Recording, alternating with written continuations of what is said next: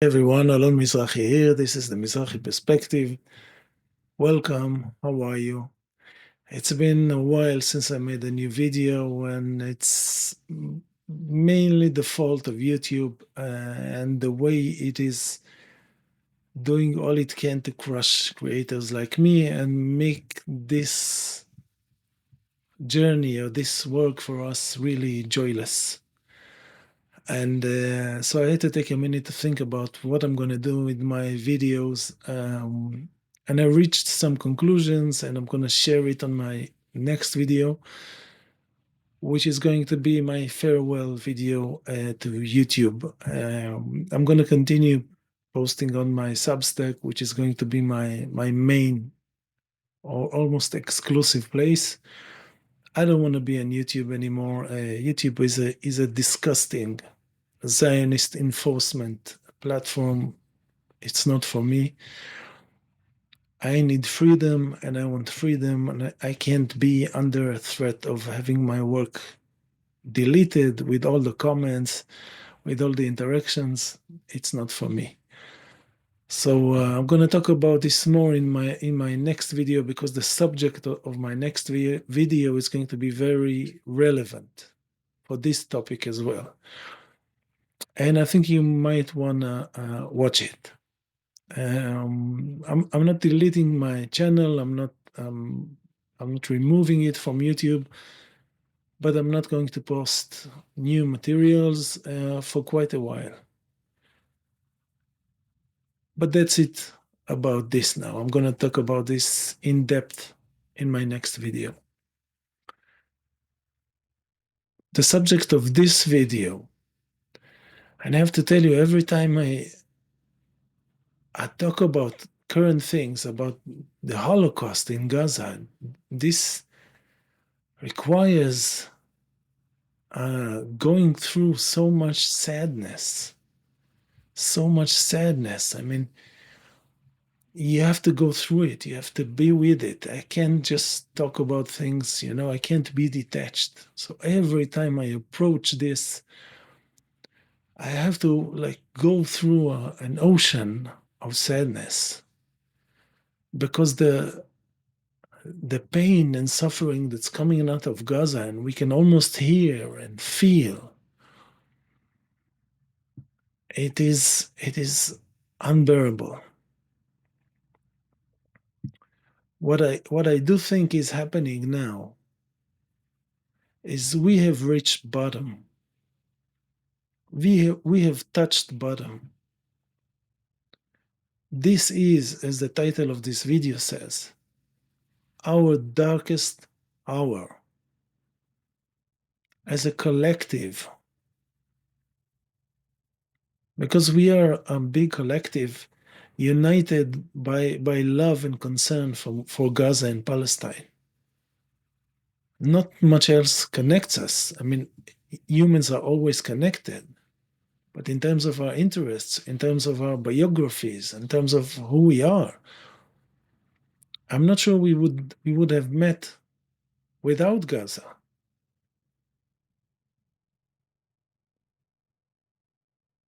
So this community that we have now, and the things that we are processing, we owe it to Gaza. We owe it to Palestine.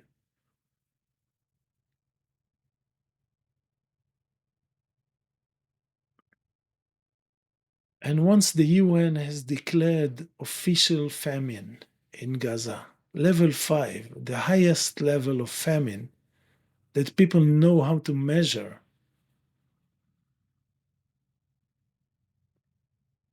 the babies dying, we are seeing the images.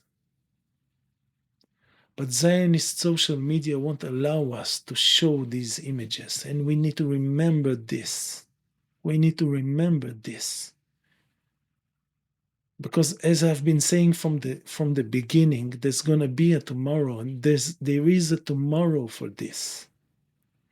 And we will demand answers from those platforms.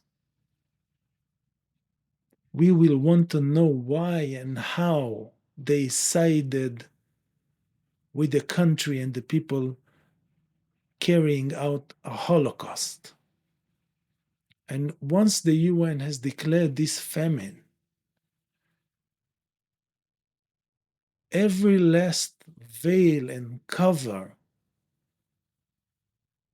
every lie told, every fabrication, every stratagem, it is all over. It is all over. This great process of unmasking that has begun on October 7th, this great cultural, civilizational unmasking of all of us, all of humanity, this skipped no one. How you conducted yourself during the Gaza Holocaust is who you are. This is who you are.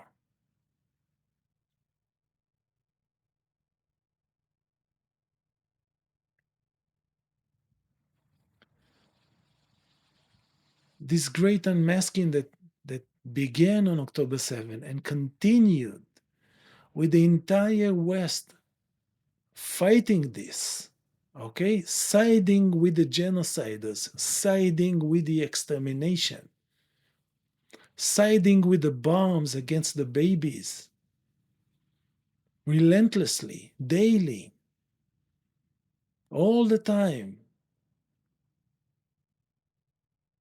This great effort has now failed. Now, every country in the world, every single country, has a formal letter from the supreme authority on these matters, the United Nations, telling each country Israel is deliberately causing famine in the Gaza Strip. Israel is deliberately exterminating a people. This is not a side effect of a mindless war. This is not side cruelty. This is not negligence. This is not forgetfulness. This is a deliberate, planned, carefully executed effort at exterminating an ethnic group. This is a Holocaust.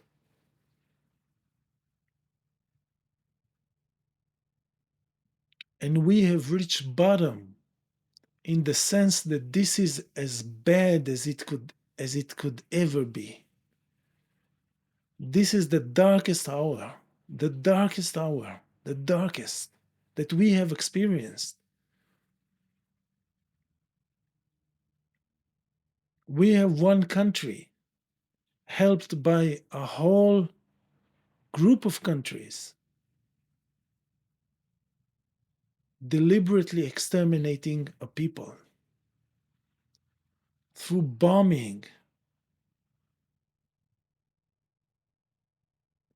The amount of explosive Israel dropped on Gaza, it is inconceivable. It is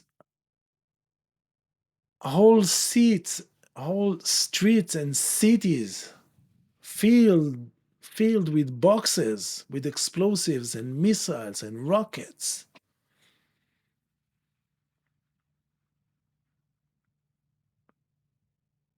Shipload after shipload, and one cargo plane after another, hundreds, thousands, every day to kill innocent people.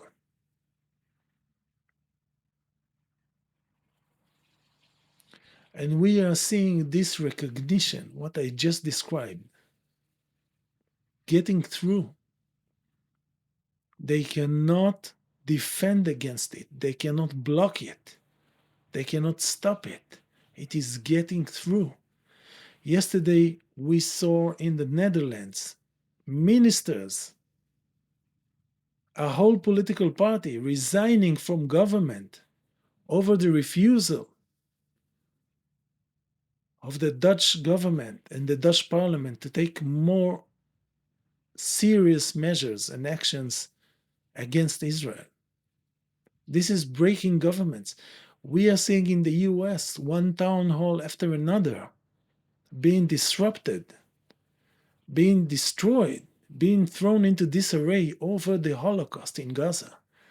They cannot hide from it. They cannot hide from it. And we had known from the very beginning that this was going to fail. We knew it. That this stupid attempt is going to fail. Nevertheless, they tried and tried and tried and tried to intimidate, to censor, to remove content, to block people, to arrest people, to beat up people, to fire people for speaking up against the Holocaust. To no avail. To no avail. Humanity understands and speaks louder and louder and louder, and this is going to get louder and louder. Now, with this declaration of the UN, we had the ICC, we have arrest warrants against Netanyahu, the demon, the Satan, actual Satan, a mass murderer of children, one of history's most obscene. This I can't. It boils my blood to think about this. Can I call him a human being?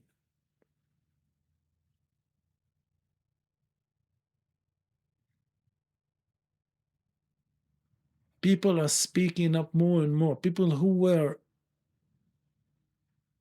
neither here nor there when October 7 happened are now radicals. They now hate Israel. And Zionists are telling us people hate Israel more and more, and they are right. People do hate Israel more and more and more. How can they not? How can they not? How many dead children can one see without hating the power that is murdering them? How many? How many? What the fuck does it matter if you're a Christian or a Muslim or a Hindu? What does it matter? How is this relevant? What nationality or religion are you? Or you belong to? How is this relevant? All of humanity is disgusted, is shocked. We are shocked. We are shocked. Our whole life has been put on pause. We cannot enjoy anything. We are shocked. We are shell shocked. We are pained and bothered and sleepless. We cannot enjoy anything. Well, this is going on and we haven't even processed it. We haven't processed it. But this huge attempt, which will have to be investigated thoroughly. How did this happen? Who made this happen? Of an entire axis of countries standing with the genociders, day in, day out, one press conference after another, one brief after another, lying again and again and again and again endlessly, saying only what Tel Aviv told them to say. How could something like this happen? How can something like this happen? We have reached bottom. The understanding that what Israel is doing is a Holocaust is now everywhere. It is now everywhere. It is undeniable anymore. And the fact that Netanyahu is actually saying in an interview to an Australian, to Sky News Australia, that this what they call this media. Take all this media. And Netanyahu actually says on this interview that saying the Jews are starving children in Gaza is like saying the Jews were using the blood of Christian boys in the Middle Ages. He is actually saying the biggest lie, the biggest deception with his own voice. This is hitting bottom. He cannot go lower. This is him mobilizing the biggest deception with the greatest brazenness. This is it. A bigger lie doesn't exist. A bigger deception, distraction. They don't exist. When he actually says something like this, when the whole world is watching, as Israel bombs and murders and starves babies, they fucking starve babies. They fucking starve babies. They are watching children because they have the most advanced equipment in the world. They are watching the babies dying. They are watching them dying. And they are not letting food in. This is Israel. This is Zionism. This is what the UK and the US and France and Germany are defending to this minute. Can you fucking believe it? They will deny it forever. But we know the truth. We know what they did. And all their efforts at confusing us, confusing humanity, they have failed. It has failed. For 2 years, they are working endlessly, day and night. This is all they do. The UK government does nothing else except defending Israel. It does nothing else. The UK doesn't have a government. It is an agency for aiding, abetting, and defending Israel. There is no British government. What else do they do? What else are they doing except defending Israel? What is the US government doing except defending and arming Israel? What else are they doing? What else are they doing? What is Germany doing except defending Israel? They have no meaning, no purpose. This is all they do. This is all they do. This is all they do. This is all France does. The rest is just made up nonsense. They write a program in 5 minutes using ChatGPT about infrastructure, about roads, about nonsense. Defending Israel is all they do. Defending Israel as it is starving babies to death. This is all they do. This is their entire meaning.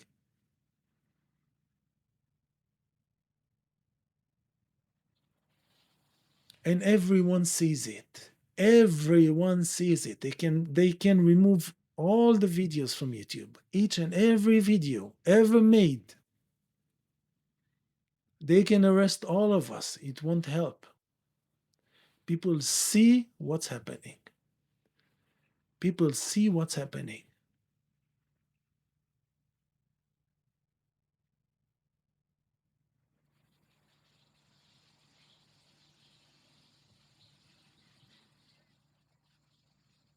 This is our darkest hour. When we are being forced to watch this and the denialism, this whole circus of them saying all those ludicrous things, which they know are a lie, and we know they know are a lie. And they know that we know that they know is a lie.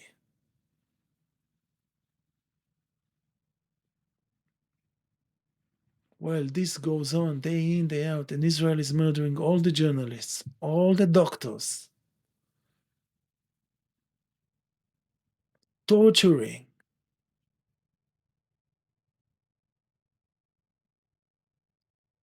And they are trying to tell us this is war. This is all failing. This huge investment. For 2 years, this is all the West has been doing. It hasn't built anything. It hasn't improved the lives of its people by an inch. Nothing gets better. Nothing gets done. The only thing that gets done is defending Israel and helping Israel exterminate the Palestinians. This is it. That's all they are doing. This is all they are doing.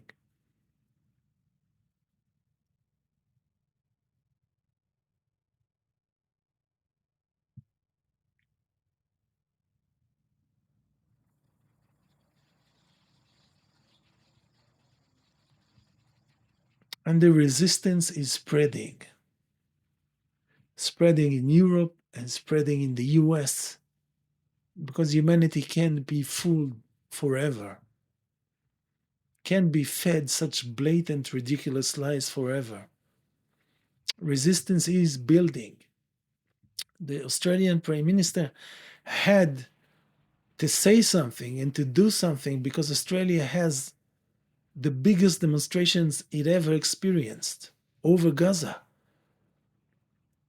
The Australian system is shaking over Gaza. And this is happening in Europe and will happen more and more. European leaders were forced to recognize Palestine, which is a hypocritical step, pathetic step, very insufficient. Still, they were forced to do it because their populations are fed up with the complicity in every country, and they are conducting polls to see what people think, and they can see how much people hate Israel and what Israel is doing and what they are doing to help Israel. They can see it.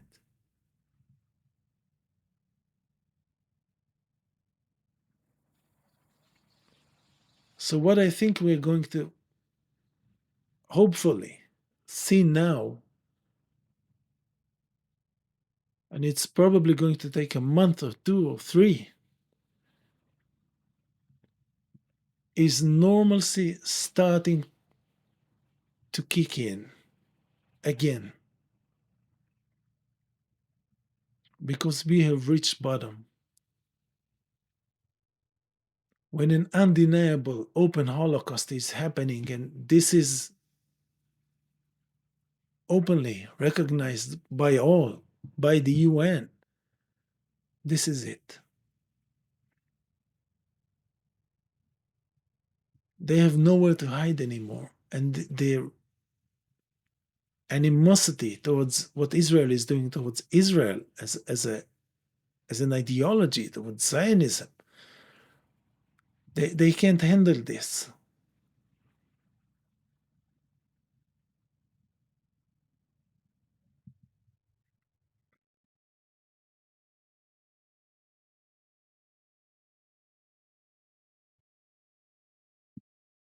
A sentence I have to say about a subject which is entirely unrelated and yes related to what I just said.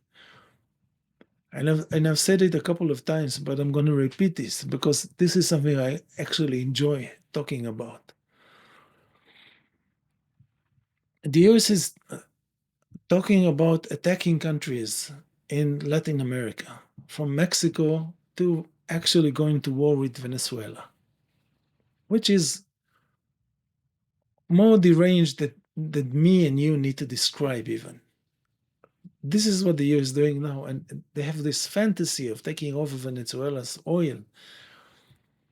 And the insanity of all of this, I mean, the US doesn't have the power to occupy any country. I mean, the lie that this American power has been also exposed in these 3 years. So many lies have been exposed. The US can defeat Yemen. Iran bombed its bases in the Gulf as a caution, as a cautionary step, as a warning. They had to back down immediately, the same day. Same with Yemen. They almost drowned an aircraft carrier with ballistic missiles. So this fantasy that the US has this power where it just can step in and take over countries, this is just pathetically stupid and ridiculous. But what's also happening, and this is the point of this part of this video, is I think that we don't understand how much we owe Iran, what gratitude we owe them. Because if Iran wasn't as strong as it is, if Iran was weaker, if Iran hadn't prepared to face the West in war for decades in a very effective way, like it did, we would be living in a completely different world than in that world where the US and Israel can just bring down Iran and take over its resources and carve it up and make it Syria. Do you even understand what this means? What this could mean for our sanity, for reality?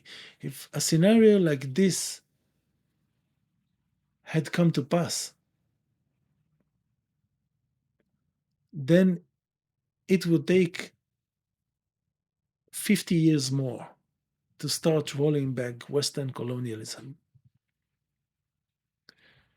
By being this strong and tough and wise and have this insight into the future and what's going to happen and how the battlefield of the future is going to look like, by being this, Iran has actually saved the lives of millions of people. It may have saved the West itself from itself. Because when Iran put up this wall, this impenetrable wall that the West cannot break through to the other side, when Iran makes clear to the West that its days of expansionism are over, this is throwing the West into a frenzy. This is what's happening to the US now. It is getting crazy. It doesn't know what to do. It's like a wild beast that's being contained in a cage when it used to just open a gate and get here and there and do horrible stuff to people and animals, and now it can't get out. This is what Iran has done to the US. And this has given space to people in the West to create an opposition to what the West has been trying to do, which is colonialism and expansion and the Gaza Holocaust. If the US and Israel and the UK and all the Zionist whole countries could take over Iran like they did to Iraq and Afghanistan, even for a while, for one generation, then the opposition to Zionism, to authoritarianism, to the techno-fascist state in the West would die. The momentum of a quote-unquote successful war against Iran would have killed, assassinated any meaningful opposition in the West. And this is why I think that we owe Iran a huge debt of gratitude, because their ability to withstand the Israeli and American onslaught has given humanity and the West precious time to get their act together. This is what I wanted to say about the subject, and this point is so important, and I haven't seen anyone else make it. So I wanted to. This is important. This may be the most important thing on a geopolitical level that's happening now, except the West's enthusiastic complicity in Israel's Holocaust of Palestine. Now, the last thing I wanted to talk about in this video is something Zionism did to Judaism. Now, I want to be very careful when I talk about this because I want to make sure everyone who hears me understand that I understand that the prime victims of Zionism are Palestinians and not Jews. This is always what I think. This is the line. There is no other line. So when I talk about what Zionism did to Judaism, I don't talk about this like a liberal Zionist. Oh, they tarnished our image. No, this is not what I'm talking about. First, I recognize what Zionism did to Palestine, and this is the bulk of this video as well. Okay, this is always my point.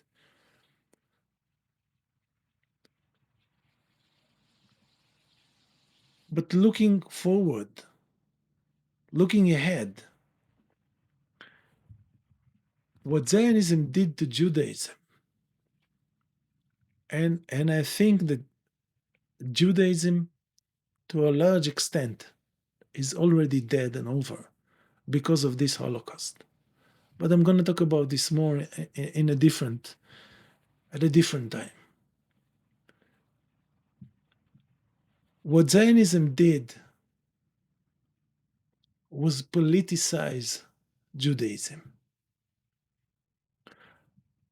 This has started a chain reaction, which is going to lead to millions of Jews abandoning their Judaism and choosing to live as non-Jews and to marry non-Jews and just stop being counted as Jews. You see, before Zionism, Jews could be anything they wanted. Jews lived in different countries, in different communities, in different cultures, in different times, and they could identify with and be anything that they wanted. So if you had accused a German Jew from 100 years ago, before Zionism was the dominant force in the Jewish world that it now is, if you had an accusation kind of you are not loyal to Germany, you are a different kind of beast, they would be able to tell you, shut the hell up, I'm a German. I'm also Jewish, but I'm first and foremost a German. And there were many Jews who chose to do this. German Jews, Polish Jews, Iraqi Jews, who saw themselves as first and foremost Iraqis. This was their culture, this was their national identity. Their religion and their cultural affiliation, their background was Jewish. They were part of it. They recognized it. Some of them rejected it and chose to be completely secular, but many remained within this very wide and loose Jewish identity that used to exist before Zionism. So you could be a Romanian Jew and be completely focused on things that concern Romania. You could be anywhere in the world, a Yemeni Jew, and think about Yemen. A Moroccan Jew, Afghani Jew, doesn't matter. And you could reasonably claim that this is who you are, and this is, and no one can tell you that your identity is split, that you have a split identity. What Zionism did was break this plurality of Jewish identity. It made Judaism political. Now all Jews everywhere were beholden to this political ideology, which is cruel and inhumane and sadistic and psychopathic. But it doesn't matter, even if it was a good political idea, which it is not, it would still be bad. Because the ability of Jews to choose what their focus in life is, what they want to be, it has been colonized by Zionism. It has been destroyed by Zionism. Zionism said all Jews belong to Israel. And all Jews can be citizens of Israel, which means they are citizens of Israel. This is what Zionism did. Now, every Jew everywhere, according to Zionism, is a citizen of Israel and is obliged to be part of it and to defend it and to have their identity always be relative to Israel and Zionism.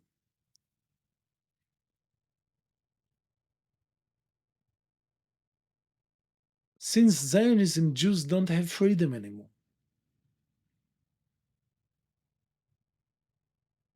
You're either with Israel, with Zionism, with the Holocaust, or you're out the door. You're outside. You don't belong. You don't have the freedom to choose who you are and what you are. And this is in stark contrast to over a millennia of Jews living in many different communities and becoming and being politically what they wanted and needed to be in the context of their current lives.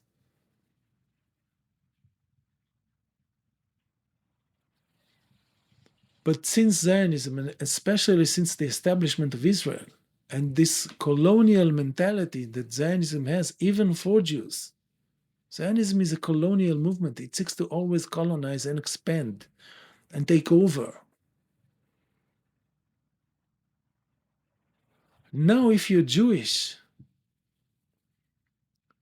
politically, this means something very concrete and strict. There is no flexibility, there is no freedom. You have to stand with Israel, you have to stand with Netanyahu, you have to stand with the Holocaust. You have to stand with the Nakba. You have to stand with every act of cruelty and insanity and derangement and barbarism that Israel decides to commit.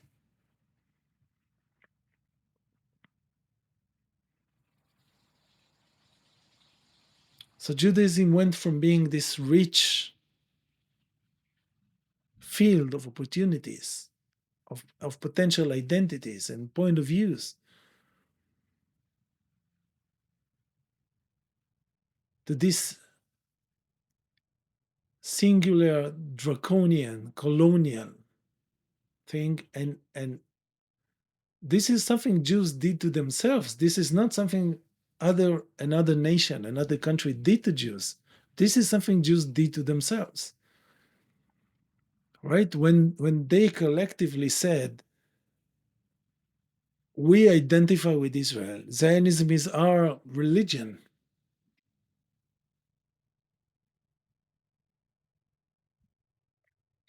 They chose to not have freedom anymore.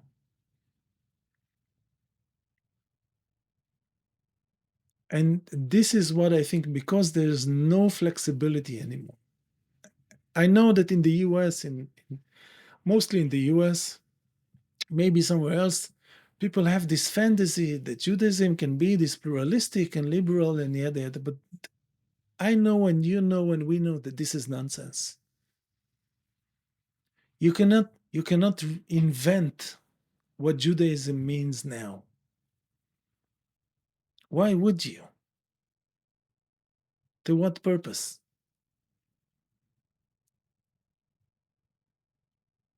And I'm going to talk about this more in my next big video, my last video on YouTube for a while. About this part, I'm going to talk about this a little more. But Zionism destroyed Judaism. It politicized Judaism. It polluted what it means to be Jewish. And you can't fix that. And the majority of Jews don't even want to try. So what's the point?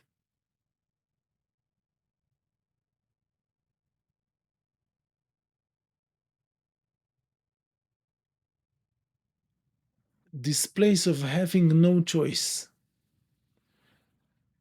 and being forced to accept a certain and extremely cruel and inhumane political meaning as a Jew is something Jews did to themselves through Zionism. And this process is complete. Thank you, and I'll see you in my next video.